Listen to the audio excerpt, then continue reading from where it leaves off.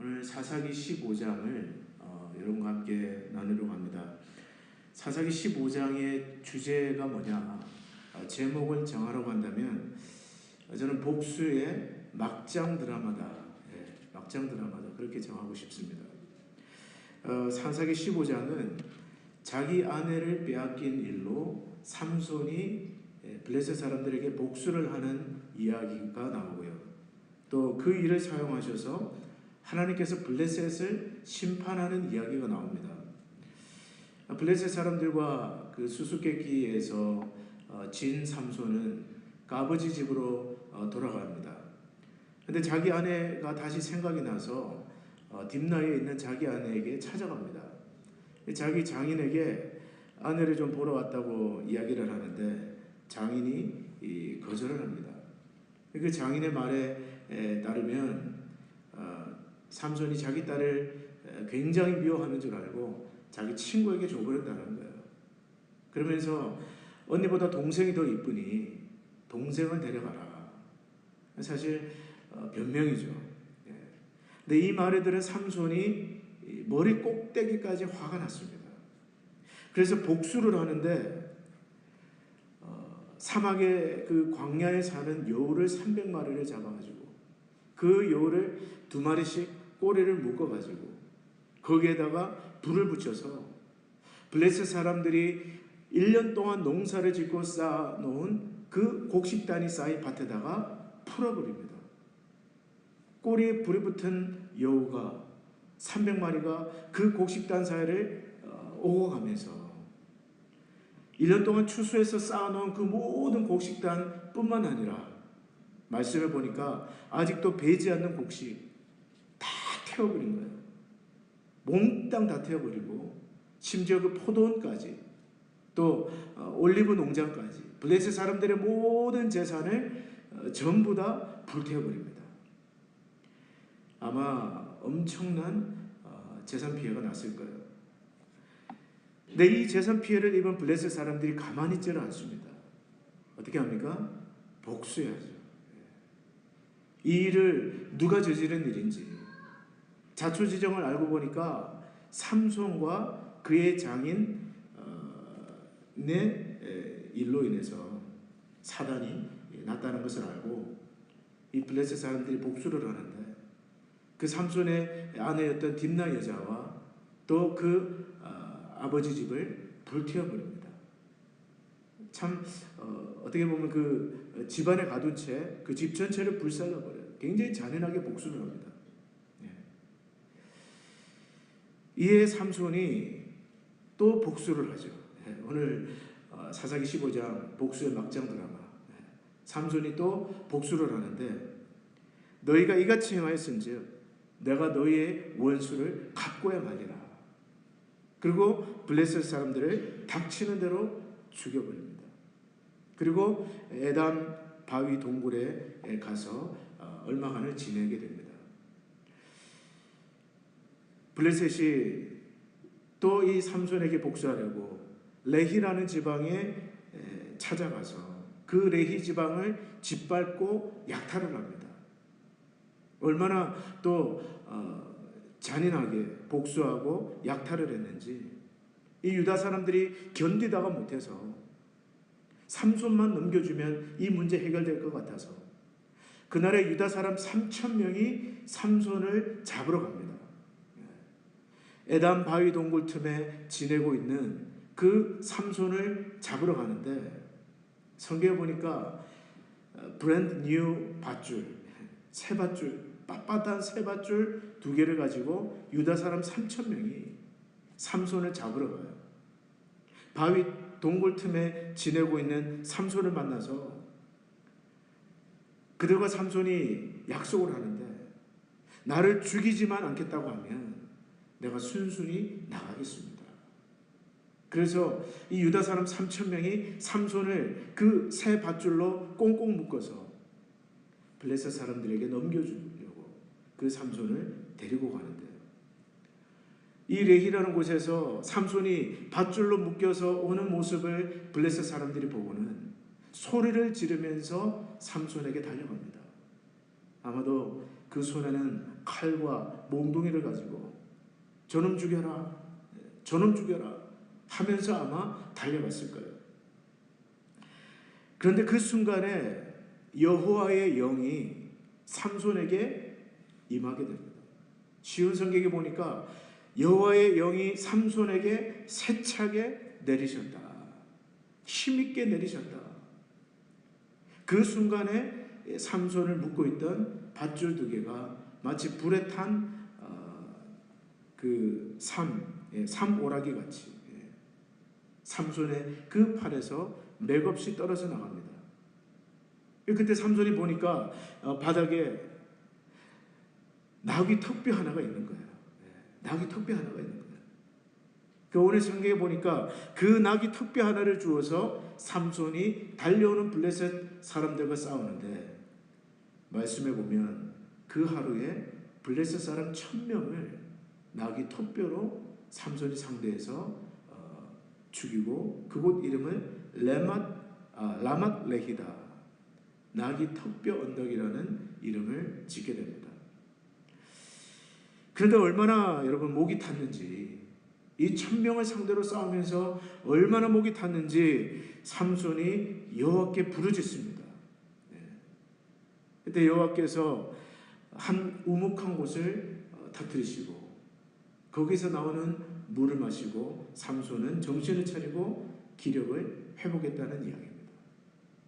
그 뒤로 삼손은 20년 동안을 이스라엘의 사사로 있으면서 이스라엘 백성들을 다스렸다는 이야기가 오늘 사사기 15장의 줄거리예요. 저는 오늘 여러분과 함께 이 사사기 15장이 우리에게 주는 교훈 몇 가지를 나누려고 합니다. 오늘 사사기 15장에 기록된 이야기를 통해서 하나님께서 저와 여러분에게 주시는 첫 번째 메시지는 날마다 성령의 능력을 의지하며 살아야 된다. 오늘 우리가 그리스도인이라면 여러분, 우리의 힘이 아니라 우리는 everyday, 날마다 성령의 능력을 의지하며 살아야 될 줄로 믿습니다. 지금 여러분 삼손이 경험하는 하나님은 어떤 하나님이에요? 삼손이 경험하는 하나님은 위기의 순간에 능력을 주심으로 말미암아 그를 구원하시는 하나님이십니다. 여러분, 그 삼손이 자기 동족 유다 사람들 3000명에게 붙들려 가지고 그 빳빳한 쇠밧줄 2개로 꽁꽁, 가끔씩 여러분 TV를 보면 이렇게 수갑을 차고 포승줄로 포박되어서 검찰에 송치되는 죄수들을 여러분 보지 않습니까? 그렇게 쇠밧줄로 꽁꽁 묶어서 잡혀갈 때 성경이 여러분 오늘 그 밧줄을 보고요, 쇠밧줄이라고 되어 있습니다. 헌밧줄이 아니에요. 13절 말씀 한번 보시면요, 13절 하반절에 보시면 쇠밧줄 둘로 결박하고 바위 틈에서 그를 끌어내니라. 성경이 그냥 쇠밧줄 아무 의미 없이 그렇게 표현하고 있지 않습니다. 무슨 뜻이냐? 이 밧줄이 불량품이 아니라는 얘기예요. 삼손이 그 밧줄을 불에 탄 그 삼오라기처럼 정말 쉽게 끊어버릴 수 있었던 것은 그 밧줄이 불량품이라서가 아니라는 거예요. 삼손이 어떻게 그런 능력을 발휘할 수 있었습니까? 오늘 말씀해 보면 14절에 보시면 여호와의 영이 삼손에게 갑자기 임하시네. 쉬운 성경에 보니까 여호와의 영이 삼손에게 세차게 임하심으로.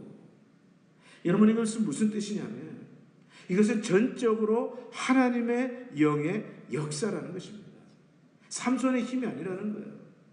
여러분, 삼손의 이야기가 사사기 4장에 걸쳐서 나오는데 삼손이 초인적인 능력을 발휘할 때마다 반드시 그 앞에 설명되는, 묘사되는 구절이 뭐냐?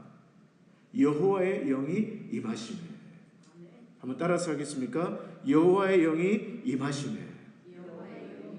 저는 오늘 이 밤에 예배드리는 저와 여러분 가운데 여호와의 영이 세차게 임하시기를 축복합니다. 네. 그건 삼손의 힘이 아니었어요. 자기의 능력이 아니었습니다. 그것은 누구의 능력이었습니까? 여호와의 능력이었다는 거예요. 근데 문제는 뭐냐? 이 삼손이 그걸 잘 몰랐어요. 어쩌면 알았다 할지라도 그것을 진심으로 믿지 않았던 것 같습니다. 왜냐하면 여러분 16절 말씀을 한번 보세요. 나귀 턱뼈로 그날의 블레셋 사람 1000명을 죽이고 난 다음에 삼손이 뭐라고 이야기하느냐? 16절 보시면 이르되 나귀의 턱뼈로 한 더미 두 더미를 쌓았으며 나귀의 턱뼈로 누가요? 내가 1000명을 죽였도다. 내가 1000명을 죽였도다. 여러분 구약에 놀라운 역사를 이룬 하나님의 사람들이 하나님의 구원 역사를 이루고 난 다음에 그들은 뭐라고 이야기하느냐? 하나님을 찬양하리로다. 하나님 감사합니다. 그 흔한 여호와께 감사하라. 여호와를 찬양하라. 그런 말이 나오잖아요. 대신 삼손은 뭐라고 이야기합니까? 내가 1000명을 죽였도다. 너무도 안타깝게도 삼손은 하나님의 영을 통하여 이룬 역사를 보면서 마치 자기 힘으로 자기 능력으로 했다라고 착각하고 있는 모습을 우리가 볼 수 있습니다. 여러분 오늘 저와 여러분이 기억할 것은 무엇이에요? 오늘 하나님의 일은요 하나님의 능력으로 하는 줄로 믿습니다. 신앙생활은 그렇습니다. 예수님께서 하나님께서 오늘 예수 그리스도로 믿는 저와 여러분을 구원하시고 난 다음에 이제부터 너희 힘으로 살아라. 내가 너희를 구원했으니 이제부터는 너희 힘으로 천국 갈 때까지 살아라. 여러분 이게 기독교가 아닙니다. 구원하는 첫 순간부터 우리가 이 땅을 떠나는 그날까지 약속의 땅에 들어가는 날까지 저와 여러분은 하나님의 능력으로 살아가는 존재들인 줄 믿습니다. 이거 신학적으로 표현하면 성령의 능력으로.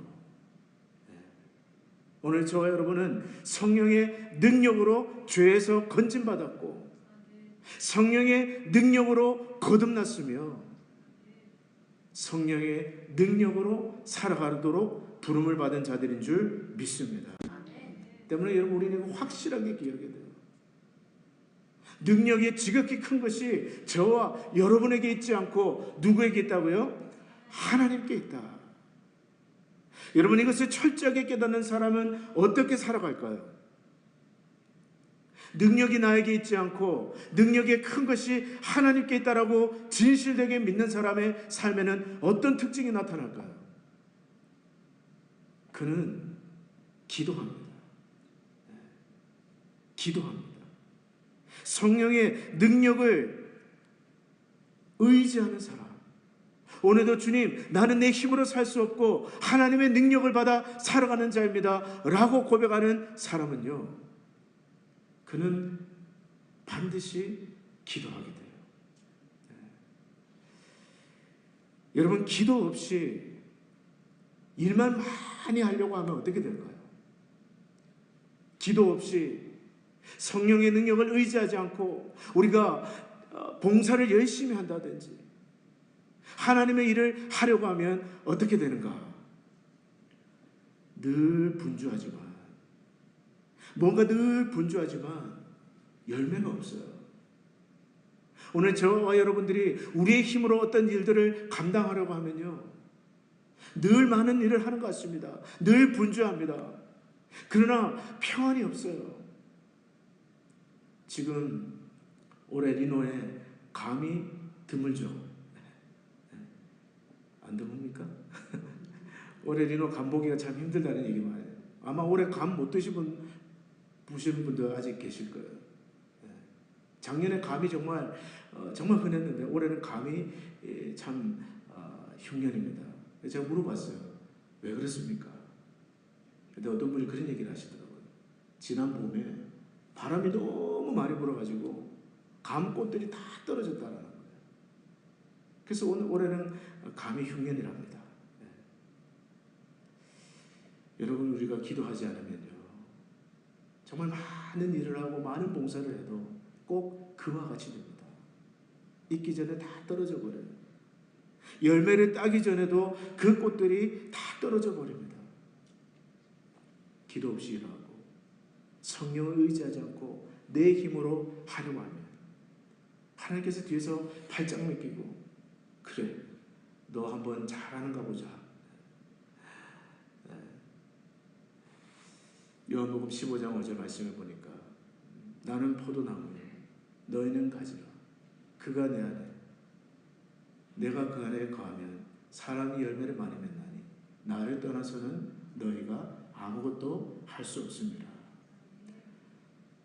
반대로 여러분, 저와 여러분이 성령의 능력을 의지하고 그분의 능력이 나타나기를 사모하면서 하나님의 일을 감당할 때는요, 내 지혜와 힘만으로 할 수 없는 그러한 일들을 하게 하실 줄 믿습니다.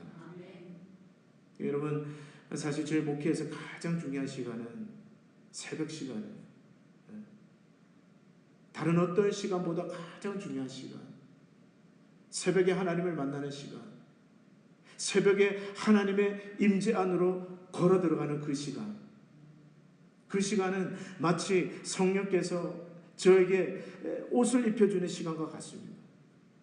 능력을 부어주시는 시간과 같습니다. 할 수 있는 대로 충분히 기도하려고 해요. 충분히 하나님을 만나고 충분히 하나님 앞에 엎드려서 마치 정말 하나님이 축복하시고 그의 능력으로 더듬혀 주시기를 기다린 다음에 그 다음에 나가서 설교 주기도 하고 신방도 하고 양육도 하고 사람들도 만나고. 여러분, 그런 말이 있습니다. 능력에 맞는 일을 구하지 말고 일에 맞는 능력을 구하라. 오늘 여러분들이 맡은 일이 중요하면 중요할수록, 교회에서 여러분들이 맡은 직분이 중요하면 중요할수록 여러분은 가장 먼저 기도의 사람이 되어야 됩니다. 그래야 여러분이 하는 그 봉사를 통해 여러분은 성숙해질 수 있고요, 열매를 맺을 수 있고요, 그 일이 여러분들에게 축복이 됩니다. 반대로 여러분, 기도하지 않으면 얼마 못 가서 시험에 빠져요. 처음에는 모든 것이 다 잘 될 것 같습니다. 정말 불덩이로 시작합니다. 그러나 나중에 기도 없으면요, 숫덩이로 끝나버려요. 그러나 여러분, 기도로 하나님의 능력을 의지하면 내가 계획한 것보다 더 잘되게 하십니다. 또 내가 생각한 것보다 더 좋은 열매를 맺게 하세요. 그러므로 여러분, 오늘 이 밤에 성령의 능력을 사모하시기를 바랍니다. 매일매일 기도하셔야 돼요. 여러분, 매일매일 핸드폰, 셀폰은 충전할 줄 알면서 왜 여러분의 영혼을 성령으로 충만하는 것을 소홀히 하십니까? 그렇잖아요. 매일매일 이 배럴이 차지 않은 건 차에도 들고 다니고 학교에도 들고 다니고 집에도 들고 다니면서 그것은 정말 중요한 줄 알면서 왜 우리의 영혼을 하나님의 영으로 차지하는 일에는 소홀히 안 하는 거예요. 오늘 이 밤에 나오신 분들은 하나님의 영으로 충만받고 돌아가시기를 축복합니다. 여러분뿐만 아니에요. 우리 교회도 마찬가지예요. 우리 리노 한인 장로교회도 이 찰지가 돼야 돼요. 찰지를 뽑아야 됩니다. 하나님의 영으로 주의 교회가 충만하게 하여 주시옵소서. 첫 번째 기도 제목이고요. 둘째로 오늘 본문을 통해서 알 수 있는 메시지는 절과 갈수록, 한번 따라서 하시겠습니까? 절과 갈수록 간절히 기도하라. 절과 갈수록, 정말 급할수록, 상황이 급할수록 저와 여러분들에게 필요한 것은 간절한 기도입니다. 여러분, 삼손이 경험하고 있는 하나님은 어떤 하나님입니까? 절박할 때 만나주시는 하나님, 정말 목이 타들어가는, 물이 턱까지 찬 그 상황에서 건져주신 하나님. 삼손은 지금 그런 하나님을 만나고 있어요. 여러분 블레셋 사람 1000명을 상대로 레히에서 엄청난 승리를 거뒀지만 삼손은 위기를 만납니다. 한번 생각해 보세요. 아무리 삼손이라도 한 사람이 어떻게 1000명을 상대합니까? 그것도 태양이 장렬하는 그 사막 기후에서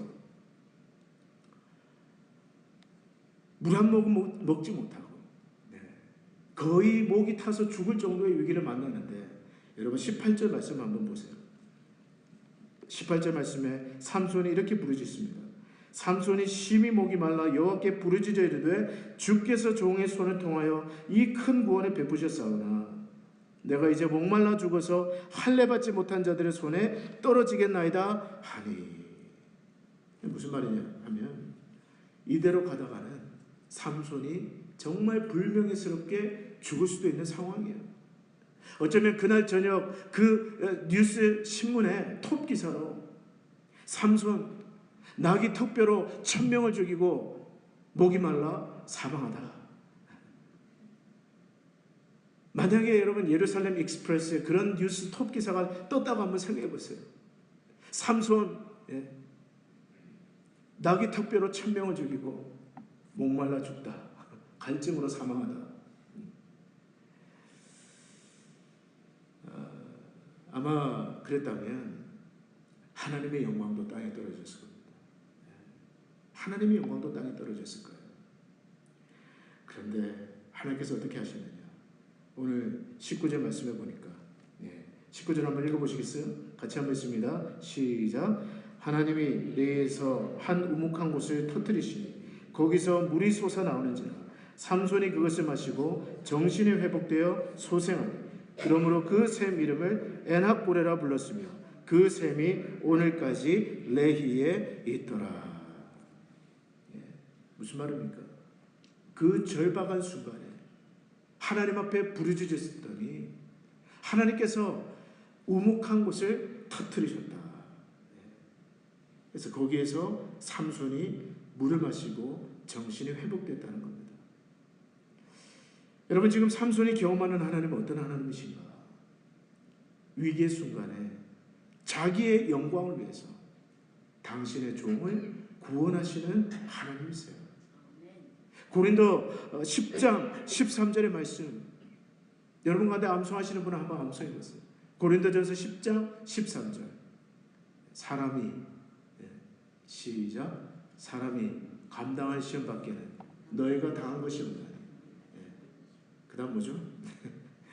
너희가 하나님은 오직 하나님을 믿으사 너희가 감당하지 못할 시험 당함을 허락하지 아니하시고 시험 당할 즈음에 또한 피할 길을 내사 너희로 능히 감당하게 하시느니라. 여러분 저와 여러분이 믿는 하나님은 어떤 하나님이에요?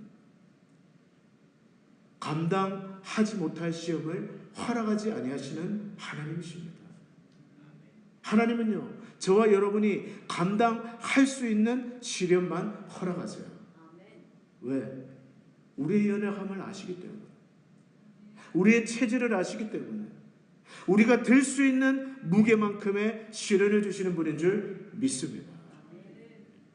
여러분들에게 어떤 시련을 허락하셨다면 그것은요 감당할 수 있기 때문에 허락하신 거예요. 그 믿으셔야 돼요. 내가 감당할 수 있기 때문에 하나님은 그런 시련을 허락하십니다. 뿐만 아니라 도저히 정말 감당하지 못할 때는 하나님은 어떻게 해요? 피할 길을 주사 너희로 능히 감당하게 하시느니라. 때문에 여러분 답이 없을 때는 어떻게 해야 됩니까? 부르짖어야 돼요. 그냥 기도가 아닙니다. 당연히 기도하지만 정말 여러분 앞길이 막막할 때 여러분 물이 발목까지 차올랐을 때는 우리가 묵상하면서 기도할 수 있어요. 그러나 여러분 물이 허리까지 차오르고 마지막에 물이 턱 밑까지 차오른다면 여러분 그때도 침묵으로 기도할 수 있겠습니까? 부르짖어야지. Help me. Help me. 부르짖어서 기도해야죠. 여러분 절박한 순간에는요 부르짖어서 기도해야 됩니다. 필요하면 금식하면서까지라도 금식하면서까지라도 예레미야 33장 2절에서 3절에 보니까 이를 행하는 여호와, 그것을 지어 성취하는 여호와, 나 여호와가 말하노라. 너는 내게 어떻게 해요? 부르짖으라. Cry out. 그러면 내가 알지 못하는 크고 비밀할 일을 내게 보이리라. 하나님 앞에 부르짖으면요, 전혀 생각하지 못한 곳에서 하나님은 은혜를 주십니다. 길이 보이지 않는 그런 곳에서도 하나님은 길을 만들어 주세요. 오늘 말씀처럼 전혀 물이 나오지 않을 곳에서, 전혀 내가 기대하지 않았던 곳에서 하나님은 길을 열어 주십니다. 뜻밖의 장소에서, 뜻밖의 사람이 부르짖는 저와 여러분들에게 은혜를 베풀어 주실 줄 믿습니다. 때문에 여러분, 급할 때는 부르시셔야 돼요. 뭐 조용히 체면 차리고 고상하게 그냥 그렇게 기도할 때가 아닙니다. 혹시 여러분 가운데 정말 그런 절박한 문제를 가지고 계신 분 있습니까? 미래에 대해서, 또 내 상황에 대해서 정말 여러분의 문제가 턱 밑까지 차오른 그런 분이 있다면 여러분 이 밤에 부르짖으시기를 바랍니다. 그리고 필요하다면 금식하세요. 금식하세요. 한 끼라도 좋습니다. 한 끼라도 금식하면서 하나님 앞에 부르짖을 때 전혀 뜻밖의 사람을 통해서, 또는 전혀 뜻밖의 장소에서 하나님의 놀라운 도우심을 여러분 만나게 되기를 주의 이름으로 축복합니다. 오늘 이 밤에 우리 두 가지 가지고 기도하겠습니다. 첫째로는요, 성령의 주여, 한번 따라 외치겠습니다. 주여, 성령으로 충만하게 하옵소서. 네. 아멘입니까? 저 여러분 이 밤에 오늘 하나님 내 능력으로 살 수 없습니다. 그래서 오늘 이 밤에 나왔습니다. 하나님의 성령의 능력으로 충만하게 하옵소서. 그래서 주님이 주신 소명을 끝까지 감당하게 하옵소서. 첫 번째 우리 같이 기도할 거고요. 두 번째로는 여러분 절박한 순간에 부르짖어 기도하십시오. 주님을 부를 때 하나님께서 전혀 내가 예상치 못한 곳에서 하나님께서 복의 샘물을 터치실 줄로 믿습니다. 같이 한번 기도하겠습니다.